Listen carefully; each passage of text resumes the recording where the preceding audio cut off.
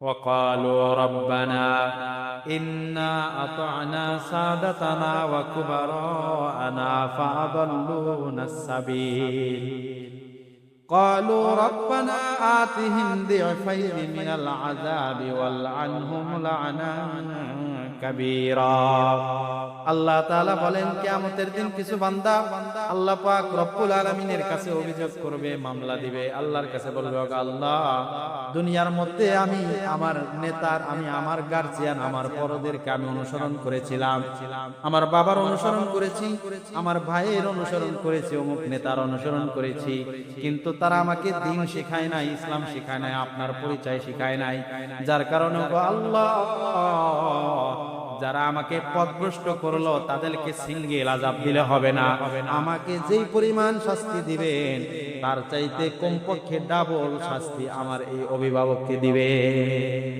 ওয়াসবিয়ামুন আলা ইবাদিহিল্লাযীনা ইসতাফা أما بعد فقد قال الله تعالى في كلامه المجيد وفرقانه الحميد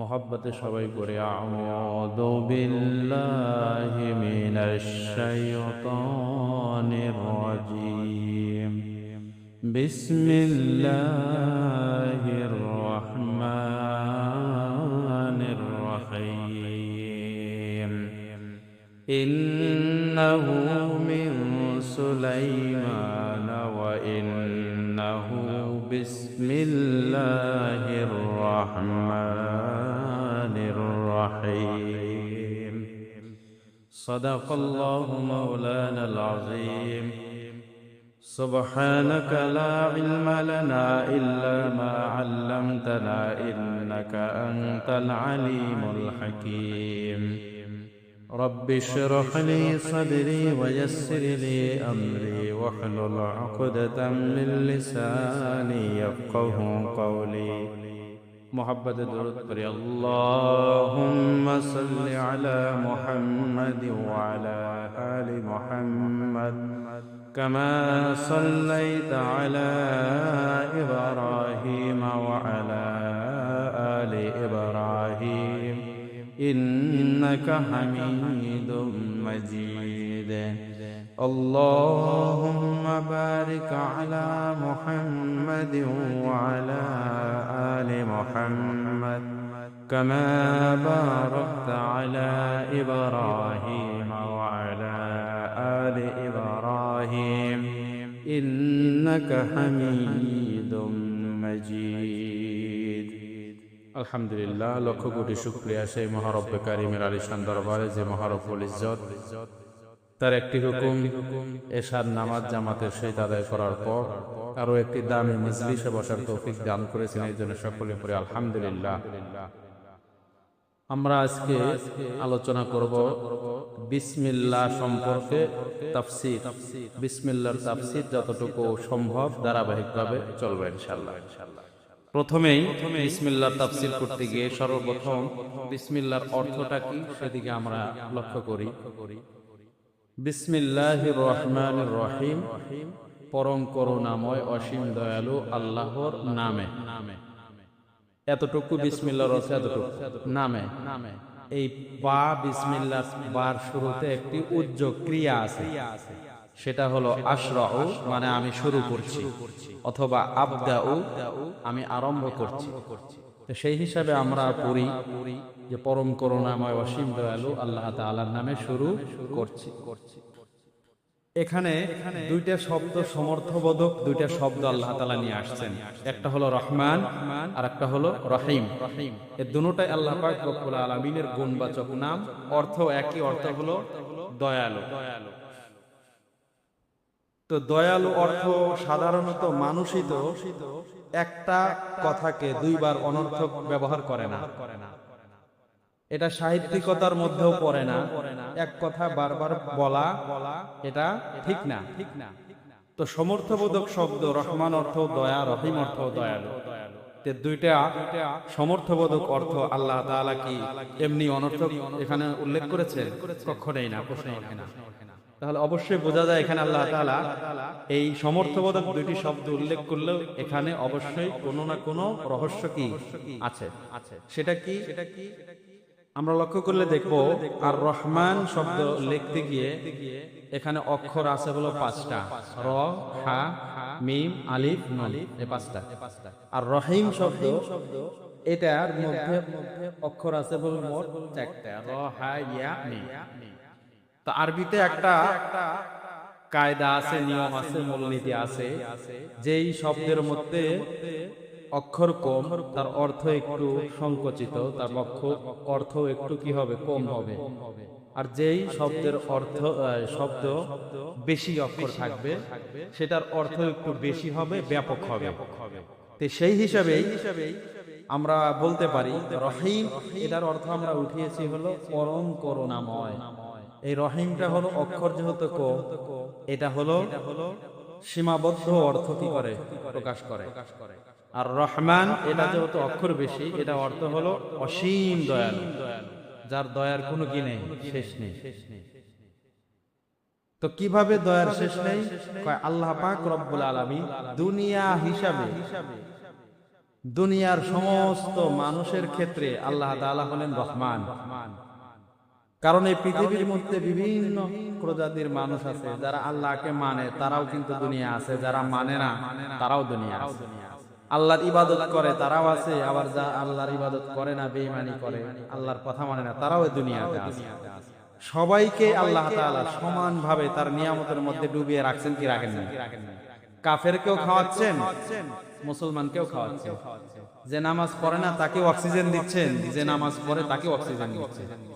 আল্লাহর যে নিয়ামত, এটা দুনিয়ার ক্ষেত্রে আল্লাহ তাআলা রহমান, মানে ব্যাপক দয়ার অধিকারী, এটা দুনিয়ার ক্ষেত্রে। তাহলে রহমান এটা হলো দুনিয়ার ক্ষেত্রে আল্লাহ রহমান, রহমানুদ দুনিয়া, দুনিয়ার ক্ষেত্রে আল্লাহ রহমান, ব্যাপক দয়ালু।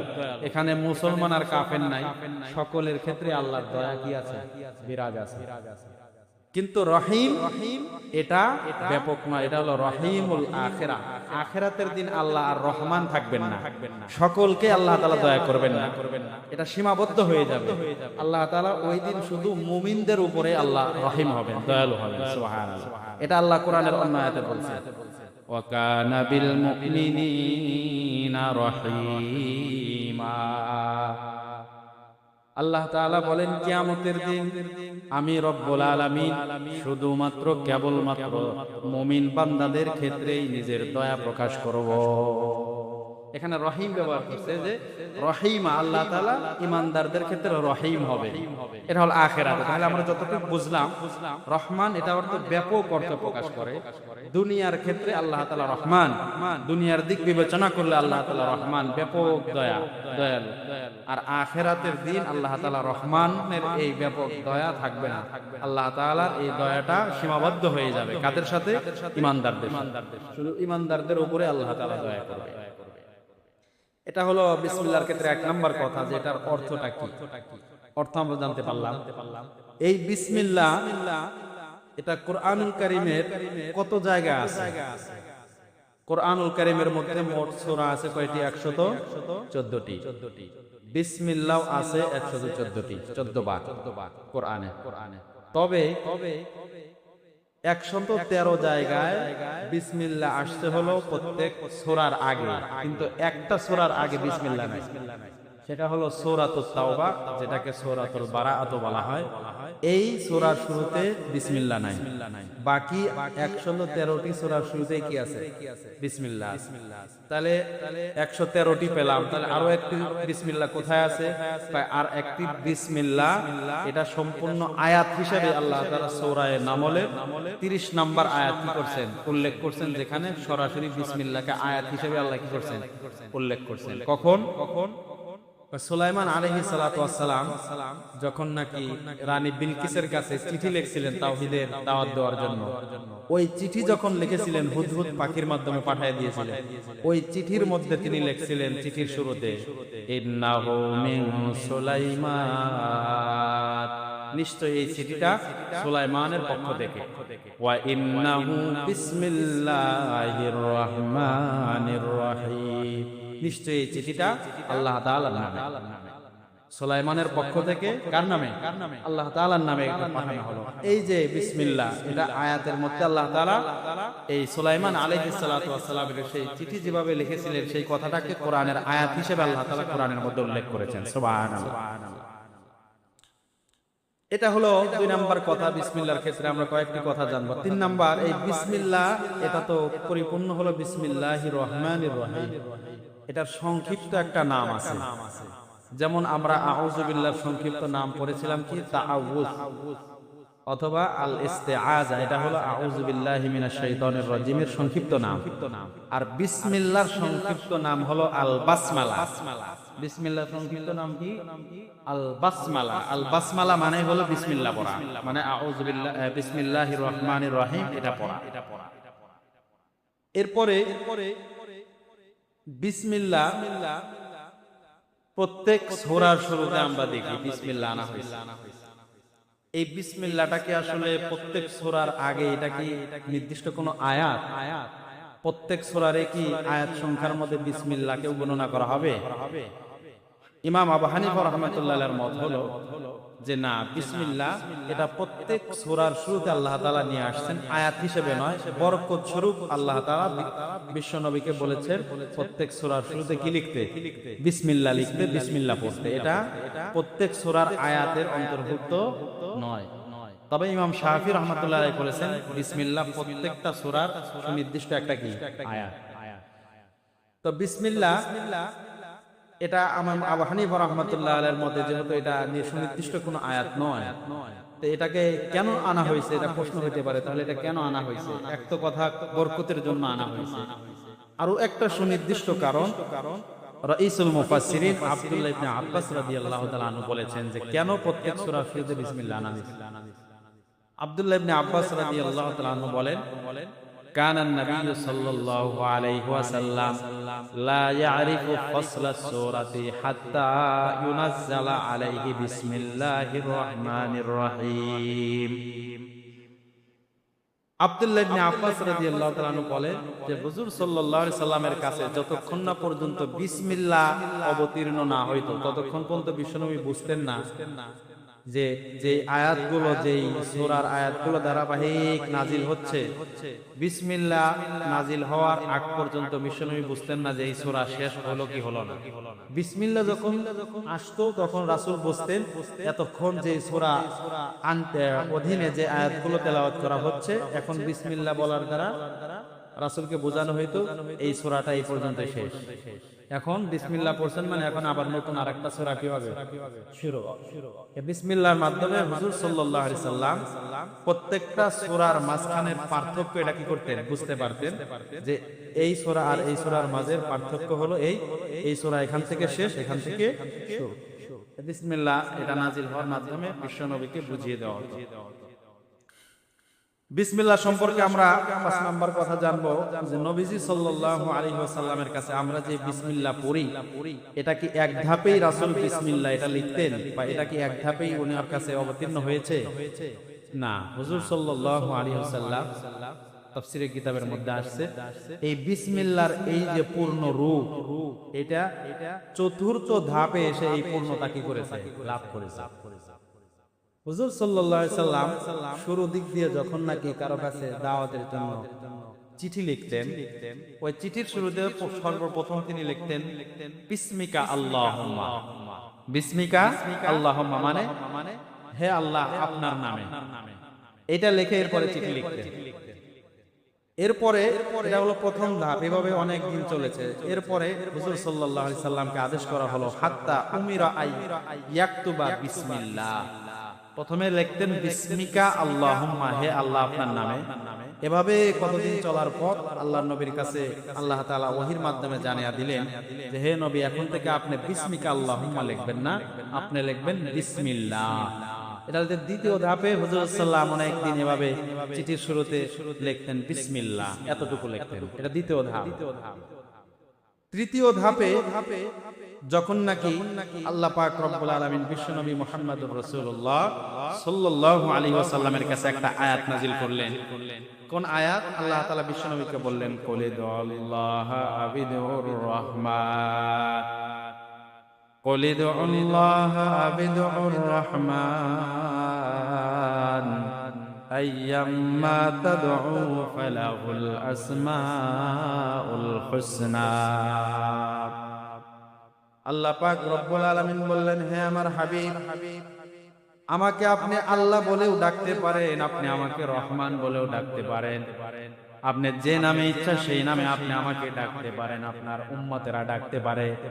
আপনি জেনে রাখেন আমার সত্তাগত নাম হলো আল্লাহ। আবার আমার আরো সুন্দর সুন্দর অনেক গুণবাচক নাম রয়েছে, যে কোনো গুণবাচক নাম দ্বারাই আপনি এবং আপনার উম্মতেরা আমি রব্বুল আলামিনকে ডাকতে পারে, কোনো সমস্যা না। এই আয়াতের মধ্যে আল্লাহ তাআলা রহমান নামে ডাকার কথা বলেছেন।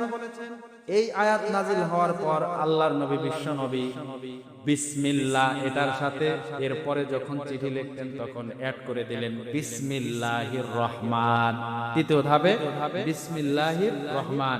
এতটুকু লিখে চিঠি দাওয়াতি কথায় কোনো কিছু লিখতে গেলে সেখানে এতটুকু লিখেই তিনি কি করতেন, ওই লেখার কাজটা আদায় করতেন। এরপরে হুজুর সাল্লাল্লাহু আলাইহি সাল্লামের কাছে যখন সূরা নামলের 30 নম্বর আয়াত নাযিল হলো, আয়াতের মধ্যে আসছে ইন্নাহু মিন সুলাইমান ওয়া ইন্নাহু বিসমিল্লাহির রহমানির রহিম। পুরা আয়াত যখন নাকি সূরা নামলের মধ্যে আল্লাহ তাআলা নাযিল করলেন, তখন বিশ্বনবী চতুর্থ ধাপে ফাইনালি তিনি সম্পূর্ণ বিসমিল্লাহির রহমানির রহিম এটা লেখা শুরু করলেন। তাহলে আমরা বুঝতে পারলাম যে বিসমিল্লাহির রহমানির রহিম এটা এক ধাপেই এটা কি হয় নাই, আসে নাই, বরং 4টা ধাপে এই বিসমিল্লাহির রহমানির রহিম এই পূর্ণ এই সূরাটা আকৃতিটা এই পূর্ণ বাক্যটা কি হয়েছে আল্লাহর নবীর কাছে নাজিল হয়েছে। আমরা 6 নাম্বার একটা বিষয় জানবো যে এই বিসমিল্লাহ প্রত্যেক সূরার শুরুতে যে এনেছে, এই বিসমিল্লাহর ক্ষেত্রে বিখ্যাত একজন তাবেঈ জাফর ইবনে মুহাম্মদ আস-সাদিক রাহমাতুল্লাহি আলাইহি, তিনি এই বিসমিল্লাহর ক্ষেত্রে একটা কথা বলেছেন যে বিসমিল্লাহ এটা হলো আল বাসমালাতু তিজানুস সুওয়ার। এই বিসমিল্লাহ হলো সমস্ত সূরার মুকুট, সমস্ত সূরার কি মুকুট। মুকুট যেমনি ভাবে যার মাথায় পরিহিত করা হয়, এই মুকুট তার সম্মানের প্রতীক হিসাবে কি হয় ব্যবহৃত হয়, ঠিক তেমনি ভাবে এই বিসমিল্লাহ প্রত্যেক সূরার শুরুতে এসে প্রত্যেক সূরাকে এটাকে সুসজ্জিত করেছে, সৌন্দর্য মণ্ডিত করেছে। সুবহানাল্লাহ। তাহলে বিসমিল্লাহ হলো সমস্ত সূরার কি মুকুট। আব্দুল্লাহ ইবনে মাসউদ রাদিয়াল্লাহু তাআলা, আমরা এখানে বিসমিল্লাহর ভিতরে যদি একটু খেয়াল করি, বাসায় গিয়ে গুনবো প্রয়োজনে, এই বিসমিল্লাহির রহমানির রহিম এটা লিখতে কয়টা অক্ষর খরচ হয়েছে, কয়টা অক্ষর লেগেছে? 19টা। কয়টা? 19টা অক্ষর আছে বিসমিল্লাহির রহমানির রহিম। এটার ভিতরে কয়টা অক্ষর আছে? 19টা। এই 19টি অক্ষর দিয়েই আল্লাহ তাআলা কেন এই বাক্যটাকে তৈরি করলেন, এটার ভিতরে একটা হিকমত আছে। হাদিসের মধ্যে বর্ণনা হয়েছে এটা কি, সেটা আল্লাহ তাআলা যে জান্নাত এবং জাহান্নাম তৈরি করেছেন, এই জাহান্নাম পুরা জাহান্নামকে দেখভাল করার জন্য মৌলিক আল্লাহ তাআলা 19 জন ফেরেশতাকে প্রহরী হিসেবে নিযুক্ত করেছেন। কয়জন? 19 জন। যেটা কোরআনুল কারীমের সূরা মুদ্দাসসিরের 30 নম্বর আয়াতে আল্লাহ তাআলা বলছেন আলাইহা তিসআতা আশার।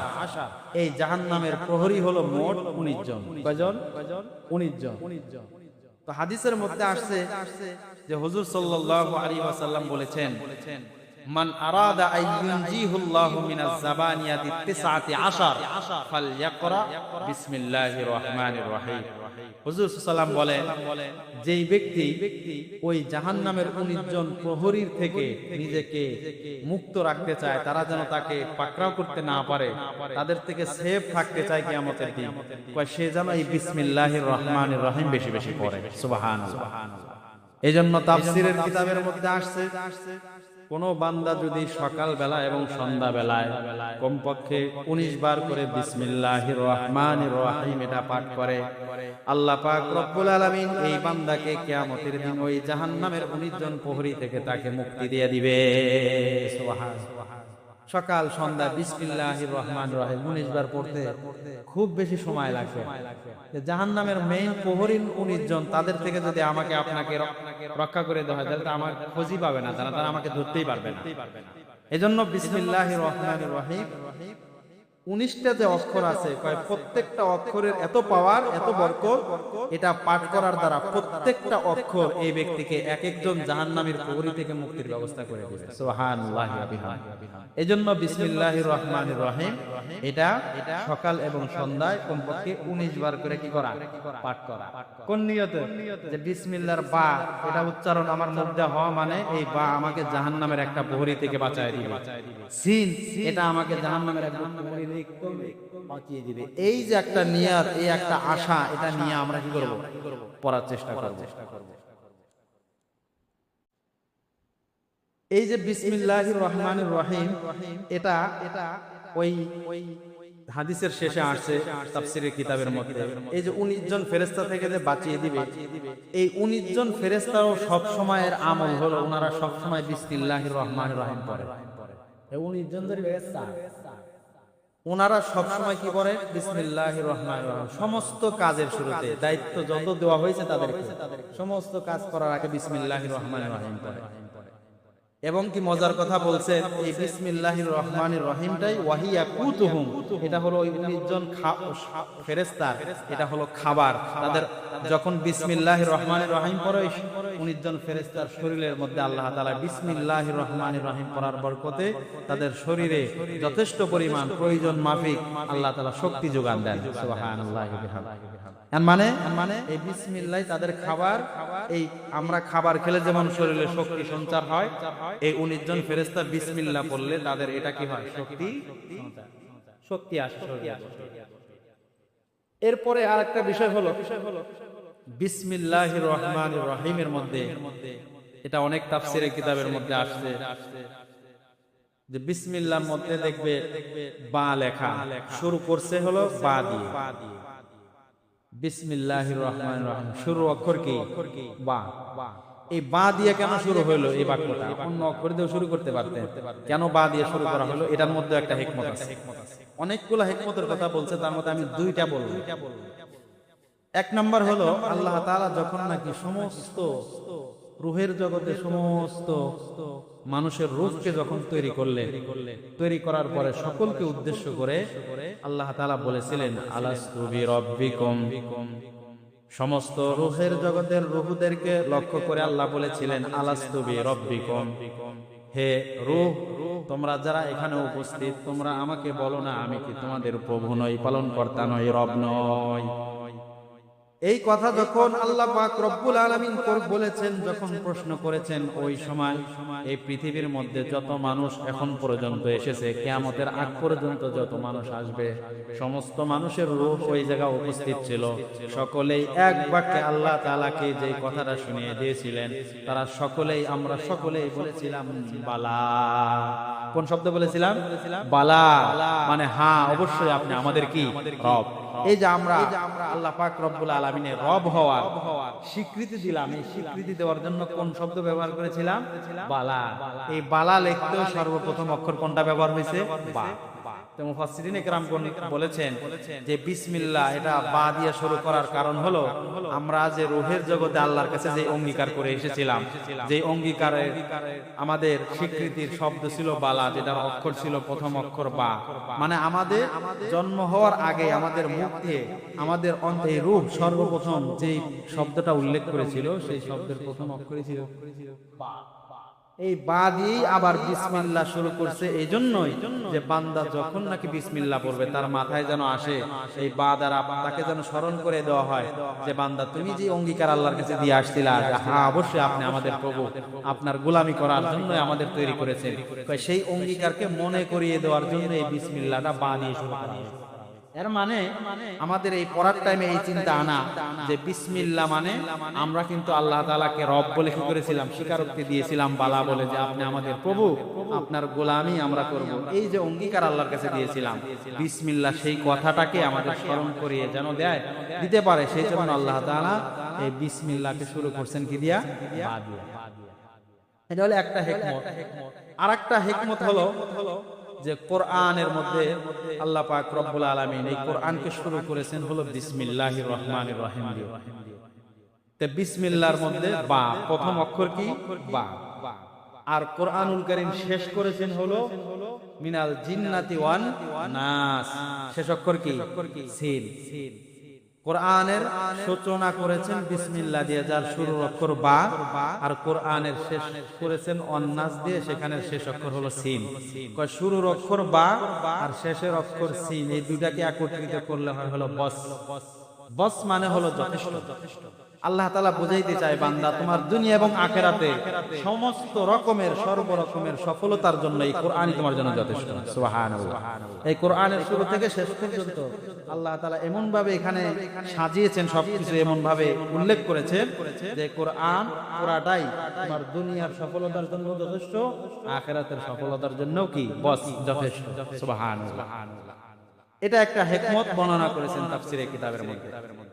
এই বিসমিল্লাহির রহমানির রহিম এটা সাধারণ কোনো কালিমা নয়, সাধারণ কোনো বাক্য নয়, এটার পাওয়ার আছে। এটার ভিতর আল্লাহ তাআলা ক্ষমতা দিবেন, শক্তি দিবেন। কেমন শক্তি দিবেন আপনাদেরকে কিছু উদাহরণ আমি দিব, এর দ্বারা বোঝা যাবে যে কেমন শক্তি আল্লাহ তাআলা দিবেন। তাফসীরে কাবীরের মধ্যে ইমাম ফখরুদ্দীন রাজি রাহমাতুল্লাহি আলাইহি প্রথম খণ্ড 193 নম্বর পৃষ্ঠায় তিনি উল্লেখ করেছেন যে ওমরে ফারুক রাদিয়াল্লাহু তাআলা আনহু যখন নাকি খলিফাতুল মুসলিমিন ছিলেন, ওই সময় রোমের সম্রাট ছিল হলো হিরাক্লিয়াস বাদশা, হেরকেল, আরবিতে বলে হেরকেল, বাংলা হলো হিরাক্লিয়াস। এই হিরাক্লিয়াস বাদশা ওই সময় তো সুপার পাওয়ার। এই হিরাক্লিয়াস বাদশা তার একবার একটা অসুস্থতা আসলো। কি অসুস্থতা? তার মাথা প্রচন্ড ব্যথা করে, সবসময় মাথার মধ্যে ব্যথা, এই ব্যথা যায় না। সারা পৃথিবীর মধ্যে সবচেয়ে সুপার পাওয়ার ডাক্তার কবিরাজ তো কোনো কিছু বাকির একটা কথা না, সবই দেখাইছেন কিন্তু কোনো কাজ হয় না। তো হেরাক্লিয়াস বাদশা বাধ্য হয়ে তিনি মশওয়ারা সাপেক্ষে তার আশেপাশের মানুষের কাছ থেকে শুনতে পারলেন যে খলিফাতুল মুসলিমিন ওমরে ফারুক রাদিয়াল্লাহু তাআলা আনহুর কাছে আপনার এই সমস্যার কথা আপনি জানাইতে পারেন।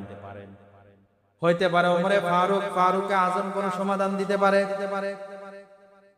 তখন তিনি তাদের এই কথা মতো তিনি হযরতে ফারুক আজমের কাছে একটা চিঠি লিখলেন। চিঠির মধ্যে বললেন যে আমার মাথায় প্রচন্ড ব্যথা, আপনি কি এটার কোনো চিকিৎসা করতে পারবেন নাকি? ওমরে ফারুক রাদিয়াল্লাহু তাআলা আনহুর কাছে যখন এই চিঠি গেল, ওমরে ফারুক রাদিয়াল্লাহু তাআলা আনহু তখন এই হিরাক্লিয়াস বাদশার জন্য একটা টুপি পাঠায় দিলেন। কি পাঠাইছেন? টুপি। ফাবাসা ইলাইহি ওমর কলাংসওয়াতা, একটা টুপি পাঠাইলেন। এই টুপি এমন আজীব টুপি, এই টুপি যখন নাকি হিরাক্লিয়াস বাদশার কাছে আসছে, আসার পরে উনি যখন টুপিটা মাথায় দেয় আর কোনো ব্যথা থাকে না মাথায়। সুবহানাল্লাহ। মাথায় দিলে কি নাই? ব্যথা নাই। এখন টুপি কি সবসময় মাথায় দিয়ে রাখা যায়? শোয়ার টাইমে কি মানুষ টুপি দিয়ে শোয় নাকি? শোয় না। তো উনি যখন টুপিটা খোলে ব্যথা আবার শুরু। টুপি মাথায় দিলে ব্যথা শেষ, টুপিটা মাথা থেকে যখনই খুলে ফেলে ব্যথা আবার শুরু। উনি চিন্তা করলেন এটা আজীব টুপি, কি আছে এই টুপির মধ্যে যে মাথায় দিলে কোনো ব্যথা থাকে না, মাথা থেকে খুললে আবার কি ব্যথা শুরু হয়ে যায়। তিনি এটার রহস্য উদ্ঘাটনের জন্য তিনি টুপিটা খুলে টুপি ছিঁড়ছে, দেখি ভিতরে কি আছে, দেখি কোনো কিছু আছে না, একটা রহস্য। হেরাক্লিয়াস বাদশা যখন নাকি টুপিটাকে ছিঁড়েছে, ছিঁড়ার পরে দেখে টুপির ভিতরে একটা ছোট্ট একটা কাগজের টুকরা দেখা যায়। ওই কাগজের টুকরাটা তিনি হাতে নিয়ে যখন নাকি কাগজের টুকরাটা খুলেছে, খোলার পরে দেখে ফারুক আজম কাগজের ভিতরে লিখে দিয়েছে বিসমিল্লাহির রহমানির রহিম। এই বিসমিল্লাহির রহমানির রহিম এতটুকু শুধু লিখে দেন, আর কিচ্ছু লাগে না।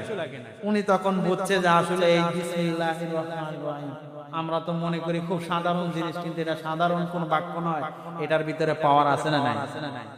এই বিসমিল্লাহর পাওয়ারেই, বিসমিল্লাহর বরকতেই এই টুপির মধ্যে এই অলৌকিক শক্তি চলে আসছে যে মাথায় দিলে কি কোনো কি নাই, ব্যথা নাই। যখন নাকি এই টুপিটা খুলে ফেলে আবার ব্যথা শুরু হয়ে যায়।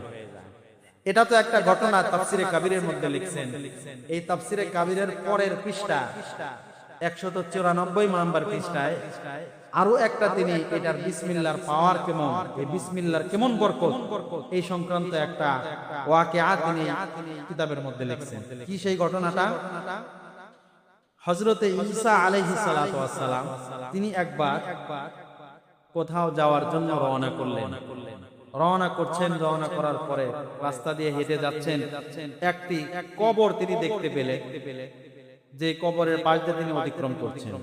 ঈসা আলাইহিস সালাতু ওয়াস সালাম তিনি দেখতে পেলেন, ওহীর মাধ্যমে জানতে পারলেন যে কবরের মধ্যে আযাবের ফেরেশতারা এই ব্যক্তিকে, কবরস্থ ব্যক্তিকে শাস্তি দিচ্ছে। তো তিনি স্বাভাবিকভাবে এটা যখন জানতে পারলেন, ওনার কাজের জন্য উনি সামনের দিকে এগিয়ে গেলেন। আবার নিজের কাজ সেরে যখন নাকি সেই কবরের পাশ দিয়ে অতিক্রম করে নিজে চলে আসতে লাগলেন, তখন তিনি আবার ওহীর মাধ্যমে জানতে পারলেন, দেখতে পারলেন যে এই কবরস্থ ব্যক্তির কাছে যে জাহান্নামের ফেরেশতারা ছিল, যারা তাকে শাস্তি দিচ্ছিল, তারা কেউ নাই, বরং জান্নাতের ফেরেশতা, রহমতের ফেরেশতারা তাকে এই কবরের মধ্যে জান্নাতি আরাম আয়েশ ভোগ করাইতেছে। সুবহানাল্লাহ। এই অবস্থা দেখে ঈসা আলাইহিস সালাতু ওয়াস সালাম অবাক হয়ে গেলেন। কি অবস্থা! যাওয়ার সময় দেখলাম আযাব হচ্ছে, আবার আসলাম এখন দেখছি আযাব নেই, বরং কবরের মধ্যে জান্নাতি নাজ নিয়ামত দ্বারা তাকে শান্তি দেওয়া হচ্ছে।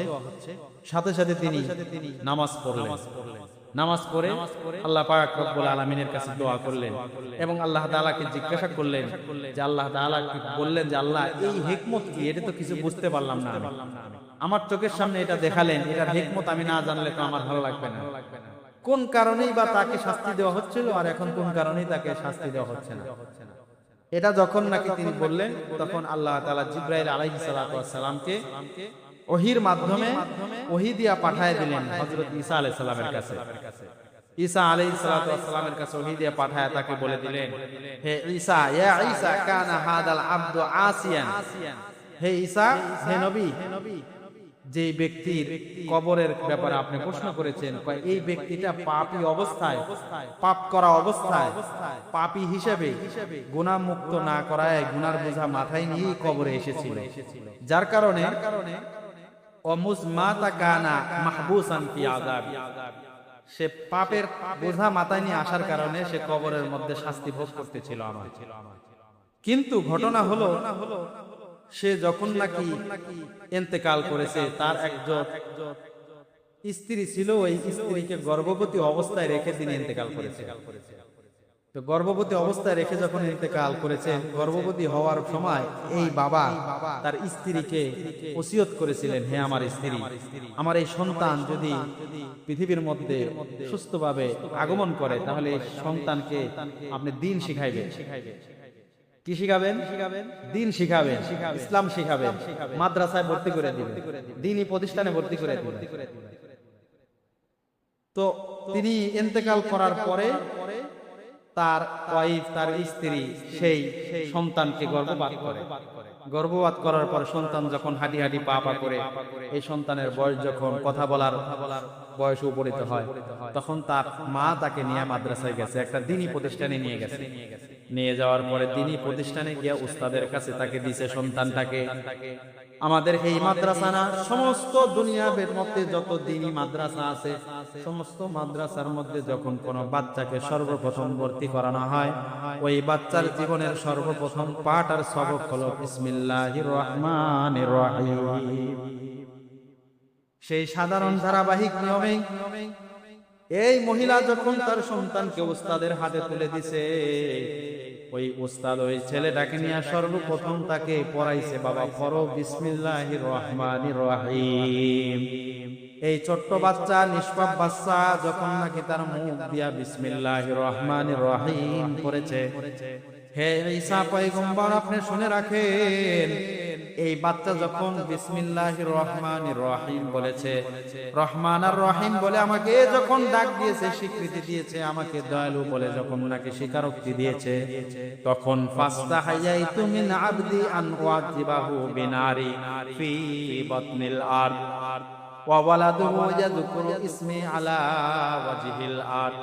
হে ঈসা পয়গম্বর, তার সন্তান, কবরস্থ ব্যক্তির সন্তান যখন নাকি আমার নাম নিয়েছে, রহমান রহিম নাম নিয়েছে, তখন আমার দয়ার মধ্যে ঢেউ শুরু হয়ে গেছে, আমার রহমতের দরিয়ার মধ্যে ঢেউ শুরু হয়ে গেছে। তখন আমি লজ্জা পাইতেছিলাম যে এই কবরস্থ ব্যক্তির সন্তান এই জমিনের উপর বিসমিল্লাহ বলবে, আমাকে রহমান রহিম বলে স্বীকারোক্তি দিবে, আর আমি এত দয়ার সাগর হইয়া কিভাবে ওই কবরস্থ ব্যক্তিকে কবরের মধ্যে মাটির নিচে শাস্তি দেই। এই লজ্জা হওয়ার কারণে এই বাচ্চা তার দুনিয়ার মধ্যে জমিনের উপর বিসমিল্লাহ পড়ার বরকতে আমি রব্বুল আলামিন জমিনের নিচে তার বাবার কবরের আযাব মাফ করে কবরটা জান্নাত বানায় দিছি। সুবহানাল্লাহ। এর দ্বারা কি বোঝা গেল? এই বিসমিল্লাহর বরকতে আল্লাহ পাক রব্বুল আলামিন তার বাবার কবরের আযাব মাফ করে দিয়েছে। ঈসা আলাইহিস সালাতু ওয়াস সালামের যুগের কাহিনী। ঈসা পয়গম্বর আল্লাহর কাছে বেশি প্রিয় নাকি আমাদের নবী বেশি প্রিয়? আমাদের নবী বেশি প্রিয়। সমস্ত নবীর মধ্যে সবচেয়ে দামি নবী হলো আমাদের নবী মুহাম্মদুর রাসূলুল্লাহ সাল্লাল্লাহু আলাইহি ওয়াসাল্লাম। ঈসা পয়গম্বরের কোন উম্মতের ছেলে যদি বিসমিল্লাহ পড়ার দ্বারা তার বাবা কবরের আযাব মাফ পাইতে পারে, তাহলে বিশ্ব নবীর মতো এত দামি পয়গম্বরের উম্মত যদি তার সন্তানকে দ্বীনি শিক্ষায় শিক্ষিত করে, আর তার ছেলে যদি জমিনের উপর বসে বিসমিল্লাহ পড়ে, তাহলে তার বাবার কবরে আমরা তো আশা করি আযাব হইতে পারে না। কথা কোন ঠিক? এই আশা আমরা করতে পারি আল্লাহ তাআলা তার বাবাকে কবরের মধ্যে আযাব দিবেন। এইজন্য দ্বীনি শিক্ষা এটা নিজে অর্জন না করতে পারলেও নিজের সন্তান আদিকে দ্বীনি শিক্ষায় কি করা? শিক্ষিত করা। নিজের সন্তান না হলে তে সন্তানের সন্তান অর্থাৎ নিজের রক্তের কাউকে অবশ্যই দ্বীনি শিক্ষায় কি করা? শিক্ষিকে পড়া। আমাদের তো সকলের দায়িত্ব, গত জুমায় আলোচনা করেছি, দ্বীনি শিক্ষা দেওয়া। এটা প্রত্যেকটা গার্জিয়ানের, প্রত্যেকটা পিতার এটা কি কর্তব্য, এটা সন্তানের অধিকার। পরবর্তীতে আমরা এই সন্তানকে যা ইচ্ছা তা বানাইতে পারি, কিন্তু মূল ফাউন্ডেশন যেন হয় আমাদের দ্বীনি শিক্ষা। এটা আমাদের মাথায় রাখা, কারণ এটা আমাদের দায়িত্ব, কর্তব্য। কারণ এই দায়িত্ব যদি আমরা পালন না করি, সন্তানকে দ্বীন না শিখাই, কোরআন না শিখাই, এই সন্তান কিন্তু কিয়ামতের ময়দানে আমার আপনার বিরুদ্ধে আল্লাহর কাছে মামলা দিবে, আমার আপনার বিরুদ্ধে নালিশ করবে। কার কাছে? আল্লাহ তাআলার কাছে। এই কথা আল্লাহ কোরআনে বলছেন, ওয়াকালু রাব্বানা ইন্না আতা'না সাদাতানা ওয়া কুবারানা ফাআদাল্লুনাস সাবিল قالوا ربنا آتهم ضعفين من العذاب والعنهم لعنا كبيرا। আল্লাহ তাআলা বলেন কিয়ামতের দিন কিছু বান্দা আল্লাহ পাক রব্বুল আলামিনের কাছে অভিযোগ করবে, মামলা দিবে। আল্লাহর কাছে বলবে, আল্লাহ দুনিয়ার মধ্যে আমি আমার নেতার, আমি আমার গার্জিয়ান, আমার বড়দেরকে আমি অনুসরণ করেছিলাম, আমার বাবার অনুসরণ করেছি, আমার ভাইয়ের অনুসরণ করেছি, অমুক নেতার অনুসরণ করেছি, কিন্তু তারা আমাকে দ্বীন শেখায় নাই, ইসলাম শেখায় নাই, আপনার পরিচয় শেখায় নাই। যার কারণে আল্লাহ যারা আমাকে পথভ্রষ্ট করলো তাদেরকে সিঙ্গেল আযাব দিলে হবে না, আমাকে যেই পরিমাণ শাস্তি দিবেন তার চাইতে কমপক্ষে ডাবল শাস্তি আমার এই অভিভাবককে দিবে। নাউজুবিল্লাহি মিন যালিক। এটা কোরআনের ডাইরেক্ট কথা বলছে। এজন্য আমাদের সতর্ক হওয়া দরকার। আমরা যারা আছি আমরা খুবই সতর্কতার জীবন আমাদের যাপন করা দরকার। আপন মানুষ যেন কিয়ামতের দিন আমাদের বিরুদ্ধে মামলা না করে। আল্লাহ তাআলা আমাদের সকলকেই এই কোরআনের বিধান মতো আমাদের জীবন পরিচালনা করার তৌফিক দান করেন। আল্লাহ তাআলা আমাদের সকলকেই এই কোরআন নিয়ে আমাদের পথ চলা, এটা আমরণ, এই পথ চলাকে আমাদের জন্য সহজ করে দিন। সকলে বলেন আমিন। এই বিসমিল্লাহ সম্পর্কে আরো কথা সামনে তাফসিরে বললে শেষ হয়ে যাবে ইনশাআল্লাহ। এরপরে সূরা ফাতিহায় আমরা যাব ইনশাআল্লাহ। আল্লাহ তাআলা আমাদের সকলকেই এই কোরআনের মজলিসে আসার ধারাবাহিকতা ঠিক রাখার আল্লাহ তৌফিক দান করেন।